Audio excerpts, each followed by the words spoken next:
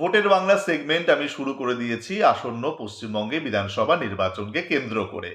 আর সেই বিধানসভা নির্বাচনের জন্য এবার আমি আসব একেবারে জেলা ভিত্তিক আলোচনায়। জেলা ভিত্তিক আলোচনা আমি শুরু করব উত্তরবঙ্গ থেকে। উত্তরবঙ্গের একেবারে শেষ কেন্দ্র বা প্রান্তিক কেন্দ্র আলিপুরদুয়ার। যে আলিপুরদুয়ারের পর থেকেই অসমের শুরু হয়ে যায়। এই যে আলিপুরদুয়ার কেন্দ্র, সেখানে 2021 সালের যে বিধানসভা নির্বাচন হয়েছিল, সেখানে ভোটার ছিলেন সেই সময় প্রায় 12,44,351 জন। এই 12,44,351 জনের মধ্যে প্রায় 85% ভোটার টার্ন আউট করেছিলেন যেদিন ভোট হয়।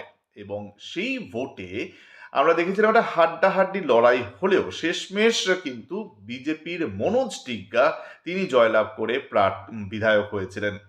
প্রায় 30,000, 29,685 বা এরকম একটা একেবারে 30,000-এর কাছাকাছি একটা নাম্বারে জয়লাভ করেছিলেন মনোজ টিগ্গা তৃণমূল কংগ্রেসকে হারিয়ে। এবং আমরা জানি যে এই যে আলিপুরদুয়ার কেন্দ্র, সেখানে 2021 সালের পর 2024 সালে যখন লোকসভা নির্বাচন হয়, সেই লোকসভা নির্বাচনে ভোটারের সংখ্যা বেড়ে দাঁড়িয়েছিল প্রায় 40,000-এর মতন। আর এই যে ভোটার বেড়েছে, স্বাভাবিকভাবেই 2026-এ এসে আরেকটু দেখা যাবে, যখন এসআইআর এর রেজাল্ট আসবে তখন বোঝা যাবে যে কত ভোটার কমলো বা বাড়লো। স্বাভাবিকভাবেই আগামী যে নির্বাচন হতে চলেছে সেখানেও কিন্তু আলিপুরদুয়ারে একটা হাড্ডাহাড্ডি লড়াই থাকবে।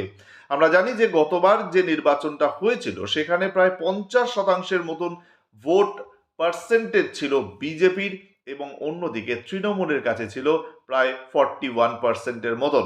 আর যেহেতু উত্তরবঙ্গ এখনো পর্যন্ত তৃণমূল কংগ্রেসের কাছে অধরা, আগামী দিনে বহু প্রতিশ্রুতির কোনো ফল তৃণমূল কংগ্রেস পায় কিনা সেদিকে যেমন নজর থাকবে, অন্যদিকে এই এসআইআর এর ফল বিজেপির বিপক্ষে যায় কিনা সেদিকেও নজর থাকবে।